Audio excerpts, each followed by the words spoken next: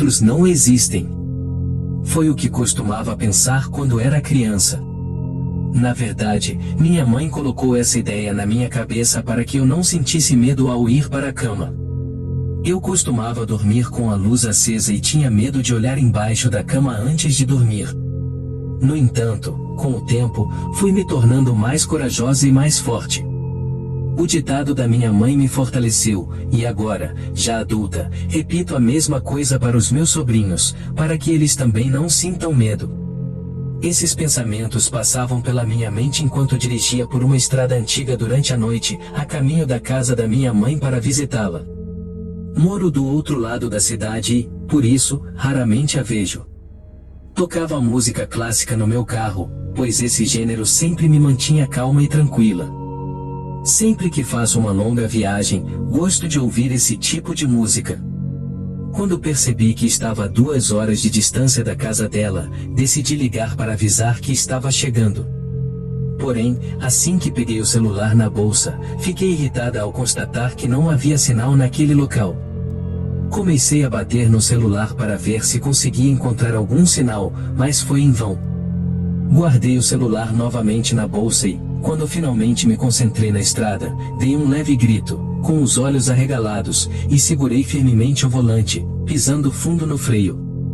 O carro travou e fui violentamente lançada para a frente. No meio da estrada, havia um galho bloqueando o caminho. Pensei em sair do carro, mas depois disse a mim mesma que talvez houvesse um assaltante ou até mesmo um assassino escondido na floresta. Fiquei dentro do carro pensando em um plano para remover aquele galho, pois era enorme. Também considerei esperar até que alguém aparecesse para me ajudar. Minutos depois, ouvi um barulho estranho vindo da floresta. Tranquei todas as portas e janelas, mas quando olhei na direção do galho, meu coração quase saiu pela boca.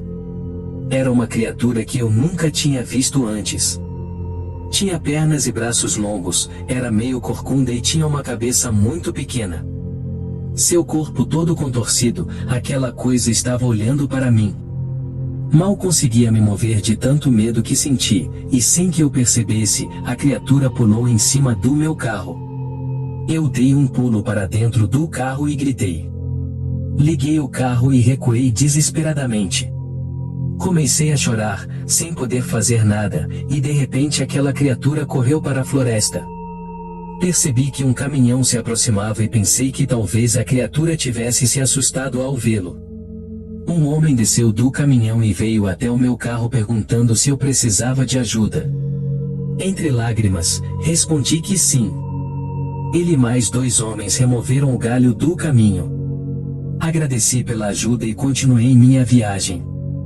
Assim que cheguei, contei para minha mãe o que vi, e ela não parecia nada surpresa. Foi então que ela disse que tive sorte de chegar viva, pois raramente passam carros por lá. Ela mencionou também que aquela estrada estava fechada e ficou chocada ao saber que estava reaberta.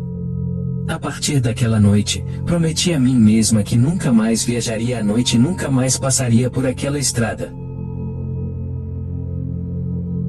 A estrada. Eu tinha ido passar o final de semana no sítio da minha família. Quando a noite chegou, eu já havia comido e bebido, mas não estava bêbado.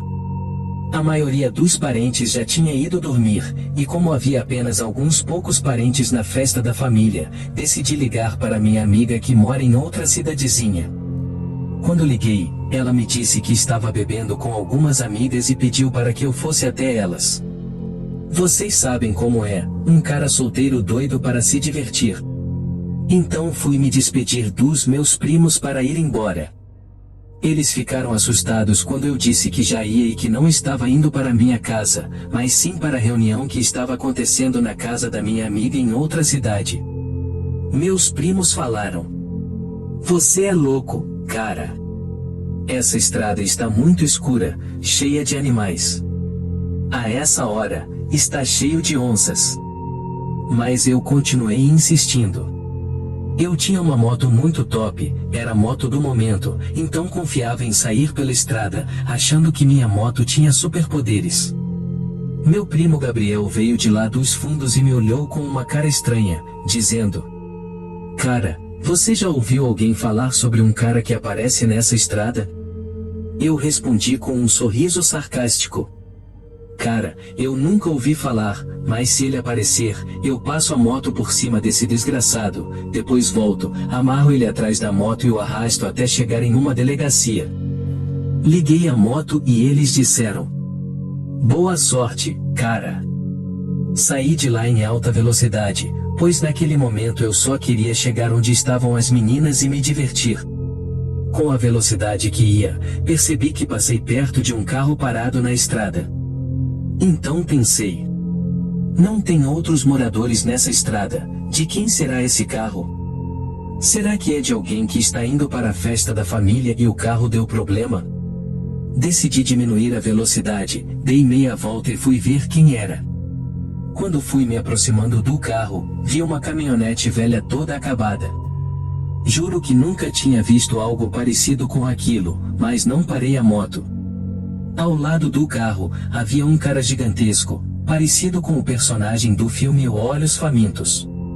Perguntei de longe se ele precisava de ajuda, mas lembrei do que meu primo Gabriel tinha me falado. Senti um medo tão grande que não sentia meus pés no apoio da moto. Ele começou a andar rapidamente em minha direção, como se fosse me fazer algo ruim. Ele usava uma capa preta, chapéu de couro, botas e vi que tinha uma espécie de ferro na mão. Sem pensar muito, acelerei a moto e ele também começou a correr atrás de mim. Houve momentos em que eu o via bem próximo, correndo atrás de mim. Aos poucos, comecei a avistar as luzes da cidade e ele ainda vinha correndo, pois, quando olhava pelo retrovisor, conseguia vê-lo. De repente, comecei a ver alguns carros circulando pela cidade e ele foi ficando para trás. Entrei na cidade e peguei a rua que levava à casa da minha amiga, em alta velocidade e quase morto de cansado. Quando cheguei à porta da casa dela, buzinei bastante, mas ela já estava dormindo. Fiquei rodando por lá até amanhecer o dia e, depois, voltei para a casa dela, onde ela finalmente abriu a porta. Contei a ela tudo o que tinha acontecido. Ela me chamou de doido, disse que estava apenas brincando e que jamais colocaria minha vida em risco. Ela também tinha ouvido falar sobre essa história do homem da estrada. Dias depois, liguei para meus primos e contei que tinha visto tal homem. Até eles ficaram assustados, pois, para eles, era apenas uma história sobre andarilhos. Desde que isso aconteceu comigo, nunca mais quis arriscar, e toda vez que vejo uma caminhonete velha, já penso que pode ser aquele cara. Fico me perguntando, será que ele é um fantasma amaldiçoado ou apenas um cara louco querendo machucar as pessoas? A verdade é que nunca vou saber ao certo, mas essa experiência me fez pensar duas vezes antes de me aventurar em estradas desconhecidas durante a noite. É sempre importante priorizar a segurança e evitar situações potencialmente perigosas.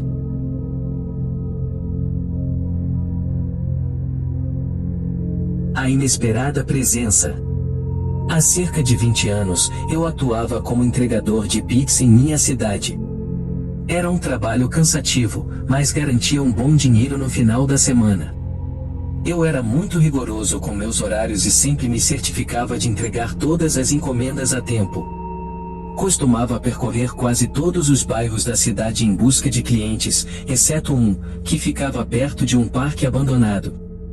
Certo dia, a demanda foi baixa e me vi forçado a trabalhar até mais tarde para atingir minha meta diária e cumprir minha rotina. Já era meia-noite e eu circulava por vários pontos da cidade sem avistar ninguém. Fiquei frustrado, pois nunca havia falhado em minha meta pessoal. Foi quando decidi arriscar e passar perto do parque abandonado. Apesar de sentir um pouco de apreensão, afinal, tenho medo de coisas sobrenaturais, decidi seguir em frente e cumprir com minhas responsabilidades, pois era mais importante do que esse medo infundado. Então, segui em direção ao parque, recitando várias orações em minha mente para me sentir protegido. Eu estava assustado, sentindo como se algo ruim estivesse prestes a acontecer. O vento soprava forte, criando uma atmosfera ainda mais sombria e aterrorizante, infelizmente. Mas eu acelerei minha motocicleta, tentando ignorar esse sentimento, afinal, Que tipo de homem eu seria se me deixasse assustar por coisas bobas como essa? Quando finalmente cheguei perto do parque, vi uma mulher sentada em um banco próximo à parada de ônibus. Seu rosto era bonito, mas algo estava errado. Ela parecia jovem, mas suas roupas não combinavam com sua aparência. Eram antiquadas, como se tivessem saído de décadas passadas. Seus cabelos escuros eram longos e lisos, mas pareciam desalinhados. Ela parecia estar perdida em seus próprios pensamentos, olhando fixamente para o nada. Parei em frente a ela e perguntei: "Está esperando pelo ônibus?" "Sou entregador de pizza e posso levá-la para casa." Tive que falar rapidamente para que ela não pensasse que eu fosse uma ameaça. Ela me encarou com um olhar vazio e distante, como se estivesse olhando além do meu campo de visão. Ela se levantou com uma calma e delicadeza incomuns, sem carregar nada consigo, como se estivesse vagando sem rumo pela noite. Quando perguntei se ela precisava de ajuda, ela respondeu com uma voz grave e arrastada: "Sim, por favor. Meu pai ficará feliz em me ver." Era um sotaque diferente, indicando que ela não era da região, mas havia algo estranho em sua expressão. Seus olhos não se focavam em nada em particular, como se ela estivesse em transe. Sua aparência era ainda mais peculiar, com um vestido antiquado e cabelos longos e lisos que lembravam personagens de filmes antigos. Eu não pude deixar de sentir uma sensação estranha enquanto entregava o capacete a ela e a ajudava a subir na moto. Parecia que algo não estava certo, mas eu não conseguia entender exatamente o que era. Os cabelos da mulher balançavam ao vento enquanto ela se segurava firmemente em minha cintura, com as mãos geladas. Acelerei a motocicleta, com o coração quase saindo pela boca, sem saber o que esperar do caminho que se estendia à nossa frente. Enquanto nos afastávamos do parque, virei-me para a mulher na garupa e perguntei com urgência: "Qual é o seu endereço? Preciso saber onde deixá-la em segurança." Mas ela permaneceu em silêncio, olhando fixamente para a frente. Ela apontou para uma direção e disse calmamente: "Siga em frente, sempre em frente." Aquelas palavras me deixaram desconfortável.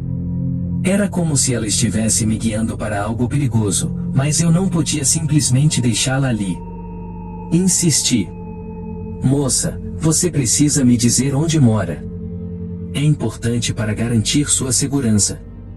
"Moro na Fazenda da Primavera", sussurrou ela quase inaudível. Isso só aumentou meu medo. Eu me esforcei para ouvir suas palavras enquanto tentava manter a moto sob controle. "O quê? Como assim? A fazenda? É no bairro? Perto daqui?" Meu coração batia forte, senti um arrepio percorrer meu corpo.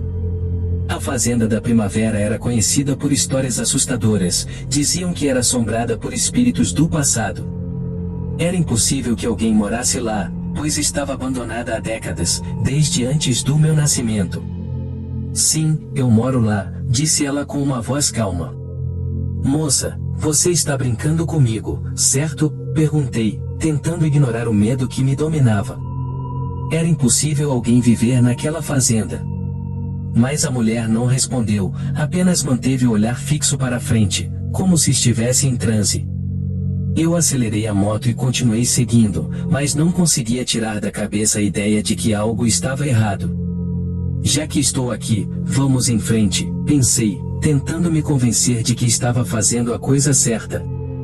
O caminho à nossa frente parecia cada vez mais longo, e eu não tinha ideia do que fazer além de continuar.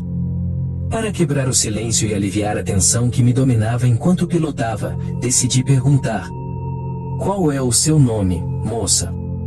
Ela respondeu com uma voz grave e arrastada: "Meu nome é Cassandra. Minha família viveu aqui por gerações, cuidando desta fazenda." Senti um arrepio percorrer minha espinha e engoli em seco. Aquilo tudo estava se tornando mais assustador a cada momento. "Com todo respeito, o que você estava fazendo sozinha naquele parque a essa hora?" "Você não tem medo?", perguntei, olhando pelo retrovisor e sentindo um calafrio percorrer meu corpo. Quando eu estava viva, eu tinha, sussurrou ela em meu ouvido. Um arrepio percorreu todo o meu corpo e a moto pareceu ficar mais pesada, como se algo invisível estivesse nos acompanhando.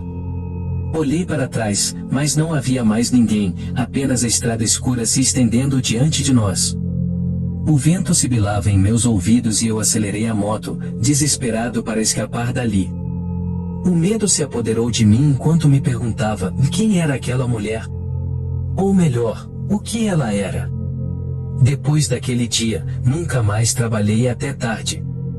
Minhas metas desapareceram, e eu não tinha mais a mesma determinação de antes. A experiência com Cassandra mexeu comigo de uma forma profunda, deixando-me assustado e intrigado ao mesmo tempo. Eu não conseguia entender o que realmente havia acontecido naquela noite, mas sabia que tinha passado por algo inexplicável. Decidi pesquisar sobre a Fazenda da Primavera e sua história. Descobri relatos sobre eventos sobrenaturais e aparições estranhas na região ao longo dos anos. Histórias de fantasmas e lendas assombravam aquele local, trazendo um sentimento de mistério e medo para quem se aventurasse por lá. Encontrei também referências a uma família antiga que morava na fazenda, os Montenegro, e seu trágico destino envolvendo segredos sombrios. Ainda hoje, quando passo pela estrada que leva à Fazenda da Primavera, sinto um arrepio percorrer minha espinha. As lembranças daquela noite da misteriosa mulher chamada Cassandra permanecem vivas em minha mente. Não sei ao certo o que encontrei naquela ocasião, se foi uma entidade sobrenatural, um espírito ou apenas uma coincidência assustadora. Mas uma coisa é certa, e a experiência me mostrou que existem mistérios que vão além da compreensão humana, e que nem tudo pode ser explicado racionalmente. Desde então, evito histórias de terror e passeios noturnos solitários. Acredito que há coisas no mundo que não devem ser perturbadas ou desafiadas. E, acima de tudo, aprendi a respeitar os limites do desconhecido, pois nem tudo o que está além do nosso entendimento é inofensivo. A vida tem seus mistérios, e é melhor deixá-los onde estão, preservando nossa sanidade e paz de espírito. Não se envolva nessa história sombria. O que vou compartilhar é uma narrativa fictícia. Era novembro. Minha amiga Sofia e eu vivíamos na mesma cidade e havíamos combinado de coletar amostras de solo para um projeto da aula de ciências. Passamos horas conversando e nos divertindo, sem perceber que a noite estava caindo sobre os campos solitários de Bela Vista. Com pressa, escavamos em diferentes lugares para coletar o solo. De repente, Sofia exclamou: "Olha só o que encontrei!" E, de fato, havia algo, uma boneca. Ela era assustadora, preciso admitir. Com cabelos ruivos e olhos quase enigmáticos, a seriedade profunda da boneca contrastava com seu aspecto infantil. Ela estava parcialmente enterrada e vestida de branco. Mas, no fim das contas, a deixamos lá. Quando Sofia começou a voltar para casa, começou a se sentir mal. Eu segurei sua mão e fomos até a cidade, chegando à casa dela. Foi a última vez que a vi com vida. Naquela mesma noite, aproximadamente 1 hora depois, sua mãe ligou para casa à tarde da noite, chorando, informando que Sofia estava morrendo em um hospital. Descobri sobre a terrível tragédia no dia seguinte. Na verdade, Sofia havia falecido naquela noite, sem qualquer sinal prévio de problemas de saúde. Garota de 9 anos morre em Bela Vista em circunstâncias misteriosas, noticiou a imprensa um dia após o incidente. A cidade inteira compareceu ao funeral. 4 ou 5 anos após aquele acontecimento, li algo que gelou meu sangue. Foi uma descoberta assustadora que me levou a buscar tratamento psicológico por 8 meses. Li que, quando uma pessoa com uma doença terminal incurável enterra uma boneca vestida de branco e outra pessoa a encontra, o mal passa para ela, e ela sofrerá da mesma doença da qual a boneca foi retirada. Quem enterrou a boneca será curado completamente. Isso me faz pensar, e se tivéssemos ido buscar o solo naquela noite e não no dia seguinte? Não teria efeito algum, e Sofia não teria morrido, pois a pessoa doente que enterrara a boneca teria falecido ao mesmo tempo que ela. Já se passaram 10 anos desde então.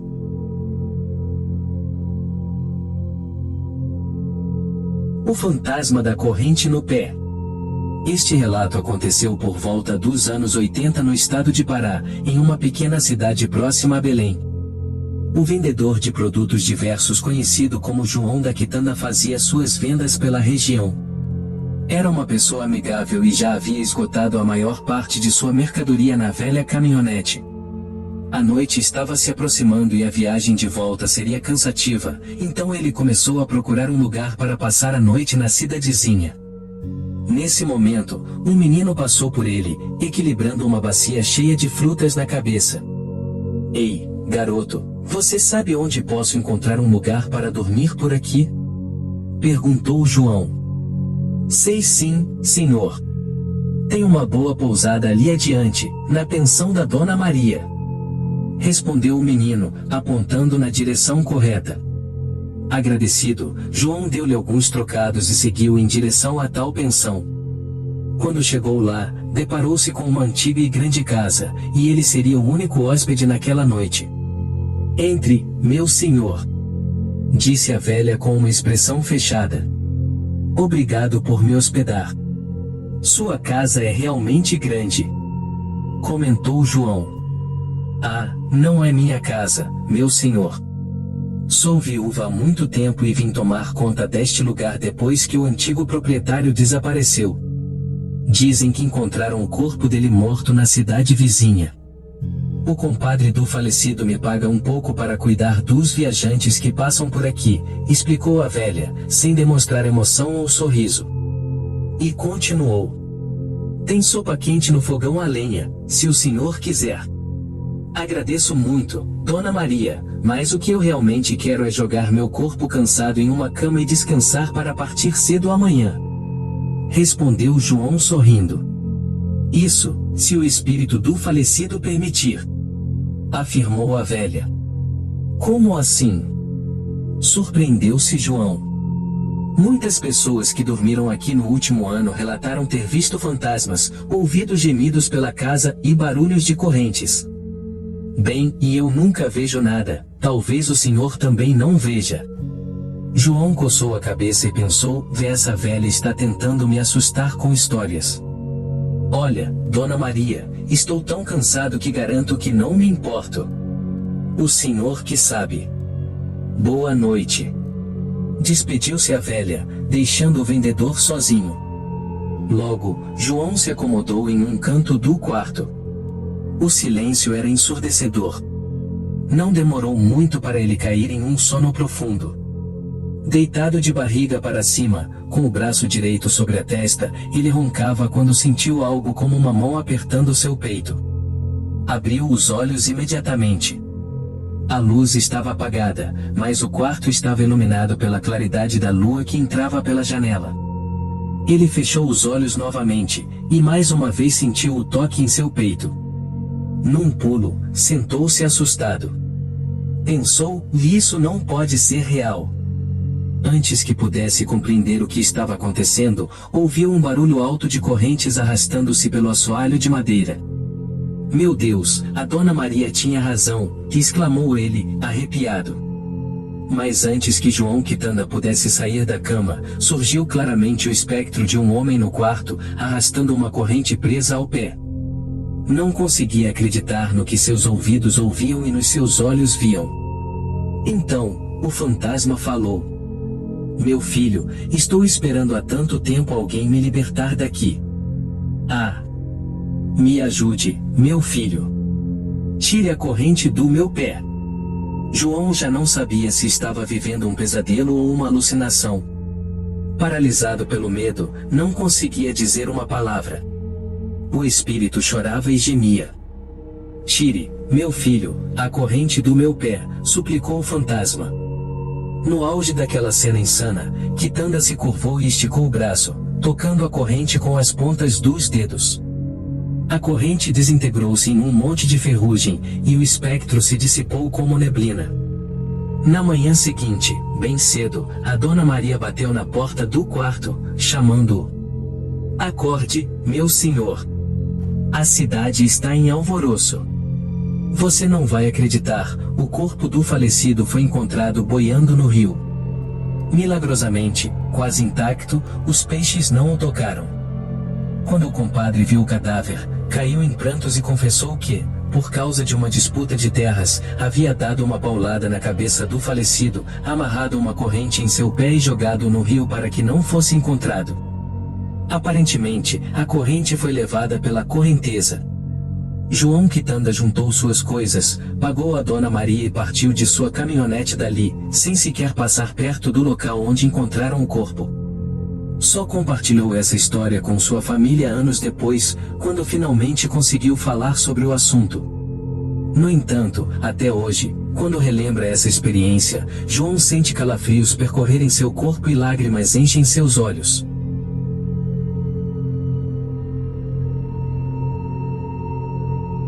O mistério da lagoa. Este incidente ocorreu em junho de 1999, exatamente no dia 21, por volta das 21 horas. Eu, meu tio e meus irmãos, os três, decidimos acampar para pescar em uma noite de lua cheia, porém bastante fria. Embora a lua cheia fosse considerada propícia para a pesca, não tivemos sorte naquela noite.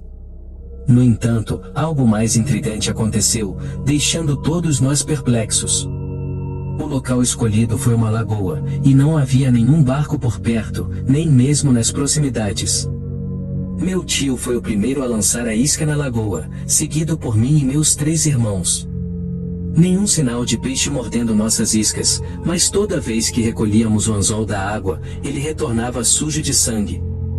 No início, pensamos que os peixes poderiam estar se machucando na ponta fina dos anzóis. A dificuldade em compreender essa situação era imensa, pois, independentemente de lançarmos a isca no mesmo lugar ou em locais diferentes, o anzol retornava cada vez mais sujo de sangue, e o mais estranho era que não sentíamos as varas de pesca mexerem. Em determinado momento, meu tio, intrigado com a situação, decidiu investigar de perto e pulou na lagoa para buscar alguma explicação. Ele mergulhou várias vezes, e ao sair da água, seu corpo estava coberto de sangue. Ficamos todos extremamente assustados com essa cena. Decidimos, então, usar um balde com uma corda para coletar um pouco da água da lagoa, pois suspeitávamos que a coloração avermelhada fosse resultado da poluição ou da presença de produtos químicos de alguma possível empresa nas proximidades. Ao puxarmos o balde com a água, iluminamos-o com uma lanterna e constatamos que a água estava limpa e translúcida, em seu estado natural. Nesse momento, meu irmão avistou algo estranho boiando na lagoa. À distância, parecia um saco de lixo, mas devido à escuridão, não conseguíamos ter uma noção clara do que era, e a luz da lanterna não alcançava aquela distância. Decidimos então posicionar o carro mais próximo da lagoa, a fim de iluminar o objeto com os faróis e descobrir do que se tratava. Posicionamos o carro com os faróis voltados para o objeto e acendemos o farol alto. Para nossa surpresa, toda vez que os faróis eram acesos, o objeto desaparecia.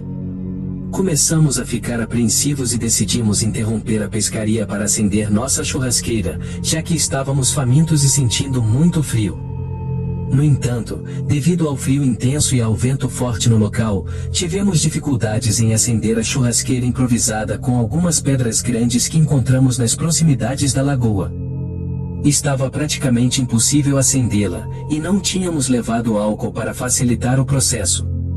Diante dessa dificuldade, meu tio teve a ideia de usar um pouco de combustível do carro. Ele inseriu a mangueira no tanque de combustível, deu uma forte sucção e abaixou dentro de uma garrafa PET de 2 litros. Porém, ao tampar a garrafa, ao invés de gasolina, ele se deparou com 1,5 litros de sangue puro. Ficamos aterrorizados com essa descoberta e, imediatamente, começamos a arrumar nossas coisas às pressas para partir. Assim que terminamos de organizar tudo, entramos no carro, mas quando meu tio tentou dar partida, o veículo não ligou. Começamos a cogitar a possibilidade de o tanque de combustível estar contaminado com sangue. A pescaria, naquele momento, parecia ter se transformado em uma noite de terror, e a presença da lua cheia só aumentava a atmosfera sinistra. Após alguns minutos de desespero e sem entender o que estava acontecendo, os faróis do carro se apagaram. Meu tio se aproximou novamente do veículo para tentar dar partida, mas assim que ele se aproximou, o carro ligou sozinho. Nesse instante, uma criatura horrenda pulou sobre o capô do carro. Não conseguíamos identificar se era um ser humano ou uma criatura selvagem. Instintivamente, saímos do veículo e começamos a correr, afastando-nos rapidamente daquele local, até alcançarmos uma estradinha que dava acesso à região. Por coincidência, um carro da polícia passava nas proximidades, e aproveitamos a oportunidade para relatar os eventos ao policial. Foi quando ele nos informou que aquela era uma área extremamente assombrada, na qual poucas pessoas se aventuravam desde que uma família que morava em uma casa próxima havia sido atacada por uma estranha criatura, resultando na morte de todos. Até hoje, aquela noite assombrosa não sai da minha mente.